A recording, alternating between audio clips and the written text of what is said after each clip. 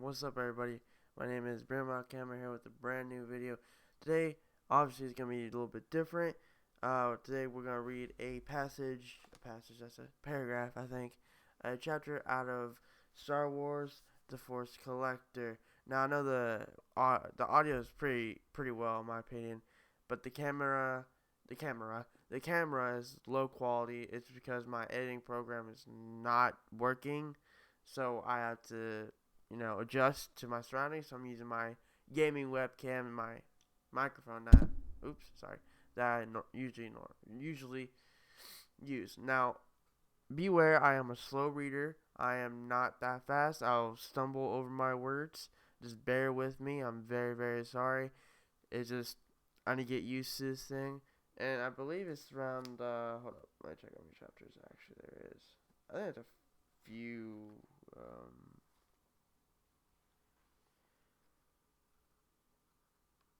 about 24, 25 type of chapters. Anyways, before we get started, obviously, you see me over here. Hi. Let's move me right here real quick. I want to show you guys something.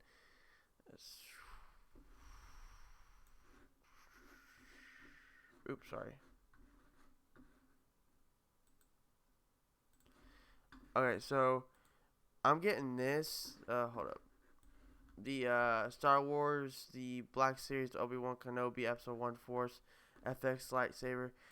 It's $157. As you can tell, I have to ship it to my closest Target, which is,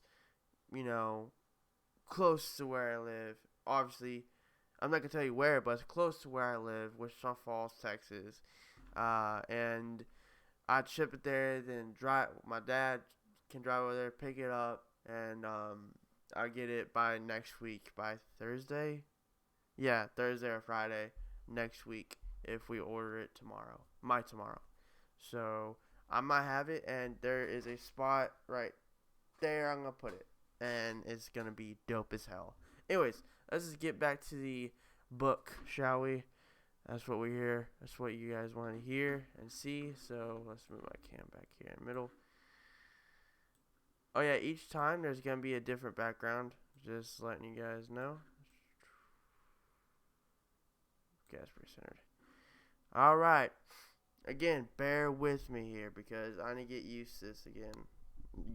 I never done it before. What am I talking about? I'm crazy. Oh, let me just fix my lighting here. Sorry, there's this adjustments I have to make and everything. I'm very sorry. I'm new to this. So, anyways, Star Wars: The Force Collector, Chapter 1,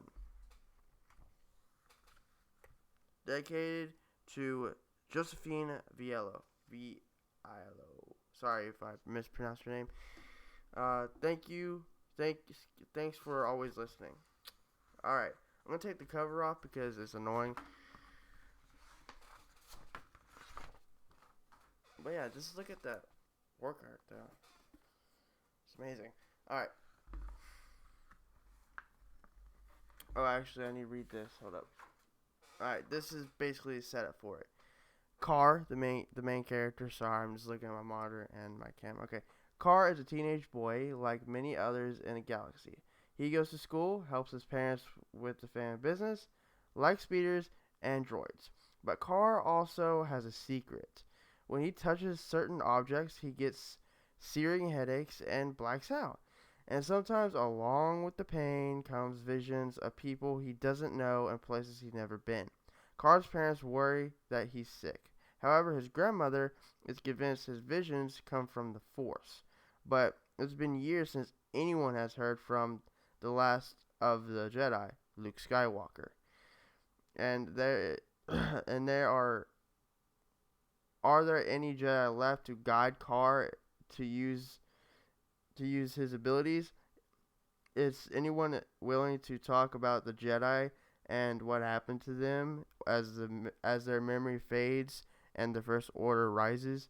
When his grandmother dies and his parents announce they're sending him to school on the other side of the planet, Car reaches his breaking point. He needs to know what his destiny holds. accompanied by Maze, the blunt, unpredictable new girl at school, and RZ7, Car's his droid companion. He sets off into a larger galaxy to find the truth. His adventures will take him from Utapu to Jakku to Takadana, and beyond, as he learns more about the Jedi than he could ever have expected, and about his own place in the Force. But yeah, that's the little passage right there. At the beginning of the books. This book is a journey to Star Wars: Rise of Skywalker. So it takes place before the latest and final movie, the Skywalker saga. So let's just bust into this movie. Let's just bust into this freaking book already. I'm gonna stumble over my words. I have a stutter. I have a speaking impediment, as you can tell, and I have dyslexia, so I haven't took my Adderall in months. So bear with me. I'm gonna get used to this. All right. Ow, my freaking knee. All right. Let's get this situated. All right. Chapter 1, the beginning. It's just chapter 1. I just added that. The beginning. It sounds more dramatic. Anyways. The image was not what it seemed, but the pain was undeniable. It hit him like the opposite. It hit him like the opposite of what he imagined hyperspace was like. A blinding white light streaked with black flames shooting directly into his face. Even with his lids shut, Carl would feel it burning his retinas. Had he not known better, he would have blamed it on a flaw in the lenses of the stormtrooper helmet he'd recently bought, the Death Star era. Slight carbon scoring, 7.5 grade level in the Antique Military Guide, but otherwise not a bad purchase for 57 credits, unless of course it was responsible for the pain. But he knew that wasn't the case. Not even brand new lenses could protect him from this agony. As the pain bored into his eye sockets, he recalled a warning a pilot gave him once about never staring directly into a double hollow Tatooine eclipse. Good advice, he thought, as he began to lose consciousness. Only he wasn't entering Tatooine airspace. He was entering the Force. "Are you okay?" Carr heard someone ask in a tiny voice. Actually, it probably wasn't a tiny voice, but rather a damaged speaker in a stormtrooper helmet. Maybe 7.5 wasn't an accurate grade for this piece of junk after all. Carr was lying on his back. The floor was cold, but his face was hot. "What are you wearing?" This time he could tell the voice belonged to a woman, but he thought that was an odd follow-up question. Usually when people came across him passed out on the floor, they'd ask him if he knew his name. Carr Naksin. Pretty sure that's how you pronounce his name. Sorry if I butcher it. He mumbled out of habit, realizing only a hair too late that wasn't the question she had asked him. "What are you wearing?" she asked again slowly, sounding more annoyed. Green cargo pants, blue flight jacket, desert boots, black gloves, and a newly acquired Death Star era stormtrooper helmet. Grade level 7 point. He stopped himself in light of a new information and revaluated. 6.9. You need to take that off now. Her voice sounded like coins and stacks through the helmet. But yes, it was definitely a woman, probably a teacher. School policy prohibits any student to from carrying a weapon or wearing military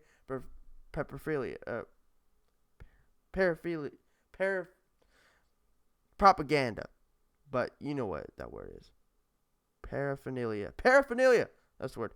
She added, properly quoting some passages from the Code of Conduct. Carl wouldn't know. He'd never read it.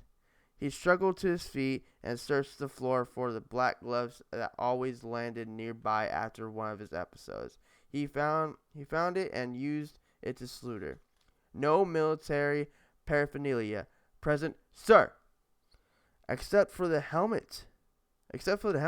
She ignored the incorrect address and took the glove from his hand to inspect it. The helmet is an artifact, sir. Now he was pushing it.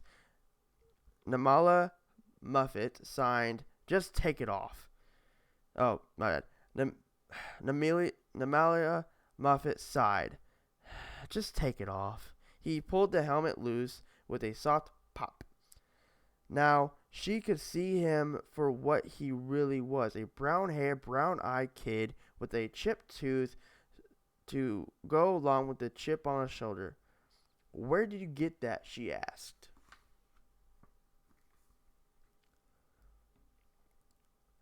I got it from Jayu Blin. His great grandfather was a service fueler in the Empire. Carr told her, Stormtrooper 3rd class. Muffet frowned. That boy's shyer than a Sivan at the market auction. He told you all that? Carr just smiled. In a way. In the years since his unusual abilities had surfaced, no doctor, human or droid, had been able to explain it. Episode's blinding light and searing pain weren't exactly coveted abilities, but the images that accompanied those things were pretty cool. Most of the time, if he remembered them, when he came to, Carr didn't feel like explaining all that to the teacher, so he didn't. Sorry for the little stutter there. The truth was that yes, Jayu Blin was incredibly shy, but he was also stubborn. It taken Carr 5 whole days to convince Jayu to sell him the trooper helmet. After he overheard the boy relay some family lore and about how his great-grandfather claimed to have had his mind manipulated by a Jedi. Carr figured he was probably made the whole thing up to get a better grade on his history project, since the Jedi didn't exist during the Imperial times. But he had to know for sure, which is why he is willing to go high as 57 credits. Of course, it would have been easier to just wave his hand and manipulate Jayu's thoughts like a Jedi, but Carr wasn't there yet. Soon, he hoped, but not yet, which was why he needed the helmet. Ugh. When Carr turned 13, he started experiencing changes. Of course, everyone's going through changes at that age. Puberty. That's a side note for me. But unlike Azardo, whose horns started growing longer, or Lara, whose adult coat of fur started coming in, Carr began getting terrible headaches that often came with garbled, I think,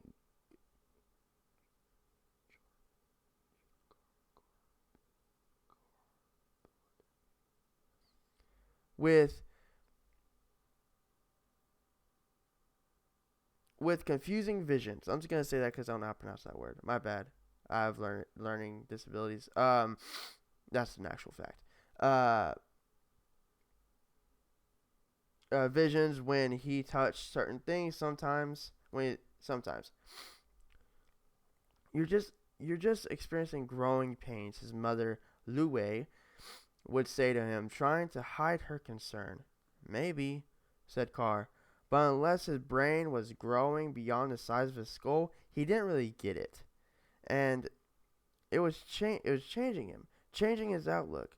And a time when most kids felt like they could take on the universe, Carr felt doomed, and he worried that his adolescence, as they call it, wouldn't be a phase he went through, but rather his expiration date. Now that's as pessimistic in my opinion, but still continuing. Eventually, his family took him to a doctor. The doctor couldn't find anything wrong with him, so they went to a different doctor. Same result. A third doctor couldn't help, or a fourth. Every day in his family, and their own guess was as what everybody in his family had their own guess as to what was happening to Carr and how to fix it. But it all came together in a mess of confusing noise. One afternoon, after the same old argument about what was wrong with Carr, he was sulking in his room when his grandmother was standing in the doorway. She had the oddest smile on her face. Then, almost in a slow motion, her lips formed the words, "It's time." I know what I know what is causing your headaches. It's the force, Jahara said, as she sat at the edge of his bed, wiping the hair from his face. The what? He asked, as if she had just diagnosed a disease. The force, she repeated. The force is what gives the Jedi their power. The grandmother had spoken about the Jedi before, but to be fair, Carr was younger at the time, and she might as well have been talking about schoolwork.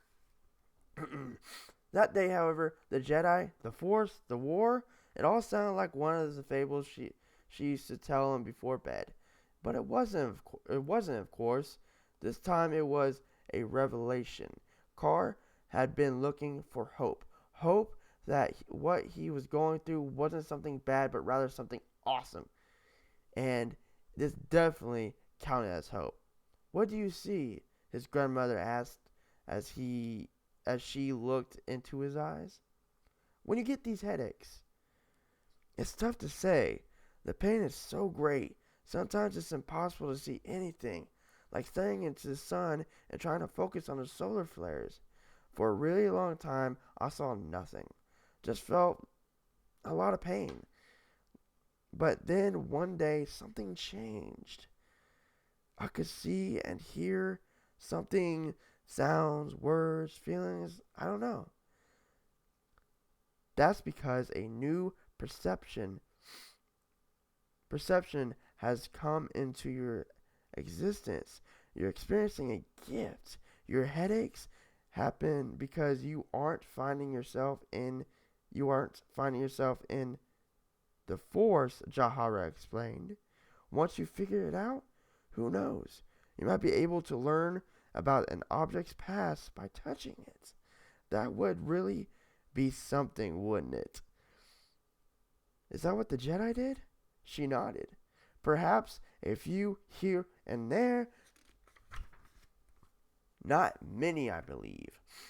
The Jedi could do all kinds of things. Maybe if you could find Jedi objects, what you learn from them could show you how to use your abilities properly, how to become a Jedi, how to become a Jedi." Carr would always remember the day she uttered those words for as long as he could remember. Carr had felt as out of place in the galaxy as he did in his own skin. His family had always been tailors, middle-class workers, but Carr felt he was destined for some greater things. And that day he was learning it was true. "Where can I find the Jedi?" he asked eagerly. "Sadly, they haven't been around. They haven't been seen in decades," she confessed. But how can I learn about the Force properly if I don't have a master?" "Life is your master," she said. Let the galaxy lead you as if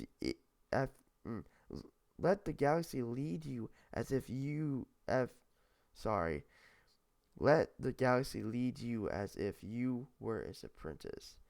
It it has much to show you.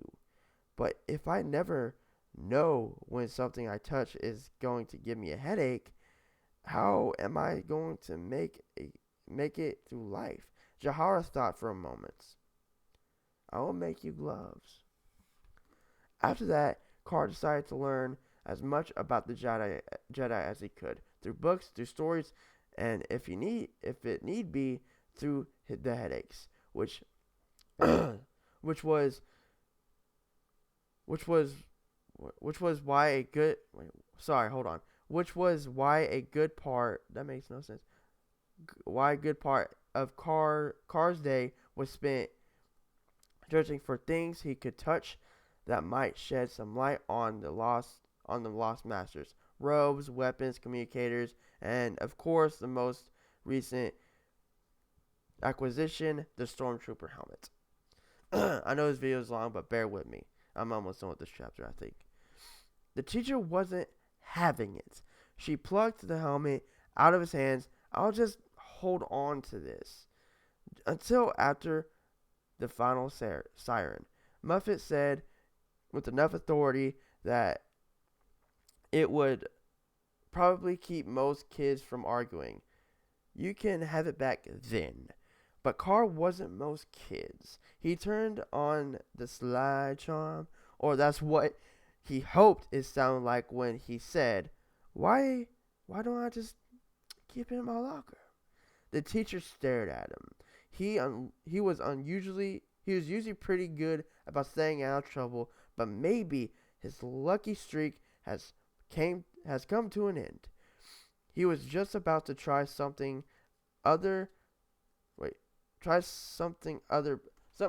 fleeting approach that might let him keep his prize when a big nasty call from the end of the hallway stopped him.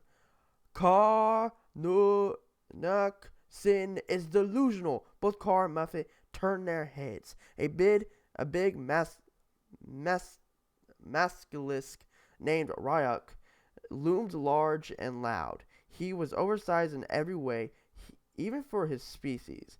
The girth on his forearms alone nearly covered the width of the walkway as he approached, and his cronies flanked him like stubby moons orbiting a grumpy planet. Ryuk was a bully, a blowhard, and a snob. At best, he ranked a mere 4.3 on Carr's quality guide. The lumbering oaf put one of his forearms round Muffet's shoulders. Let me help you out, ma'am. This kid is a freak. Has some sort of brain disease. So I wouldn't get too close in case it's contagious. Carr protested. I don't have a brain disease. You don't know nothing. You don't know anything. Lardo thinks he's a Jedi, mocked the Basilisk, mispronouncing the word, so it sounded more like a Jedi. Carr snorted. Ryuk wouldn't even know about the Jedi if he hadn't heard Carr ask so many questions about them. The Jedi were all but extinct and useless, and unless you paid attention to the history class, which Ryuk most certainly did not. Most people knew very little about what they did or how important they had been in the galaxy. To Carr himself even, and that someday he would become one. They were guardians of justice for crying. They were guardians of justice for crying out loud. The keepers of peace.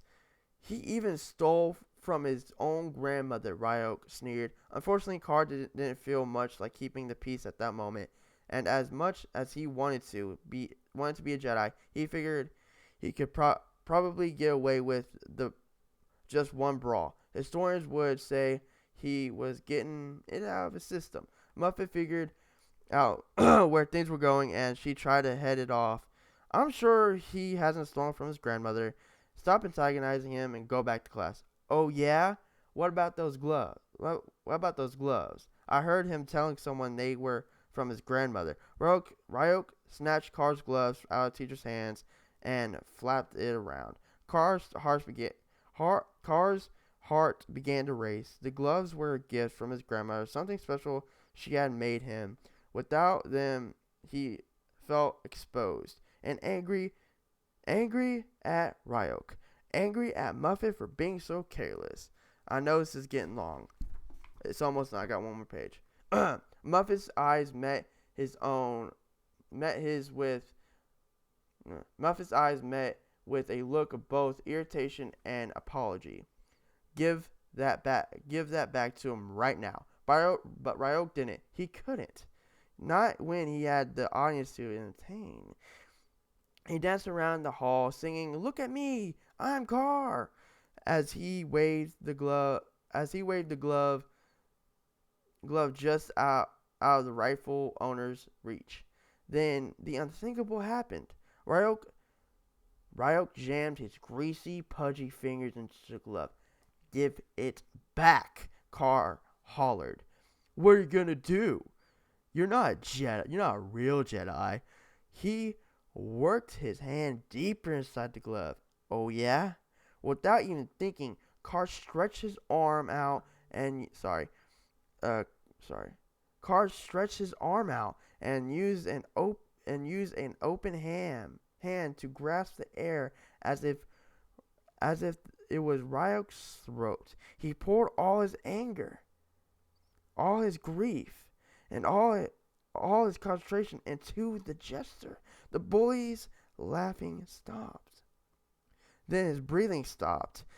His eyes bulged from his head, and he dropped to his knees, struggling to inhale whatever air he could into his quickly closing lungs. That was chapter 1. Hopefully you enjoyed. I will see you next time, probably in a few days, to read the second chapter. I know these videos are going to be long. Just bear with me. I'll see you next time. Hopefully you enjoyed. I'll see you, and links down in the description. Comment down below if you like this series. Have a good day.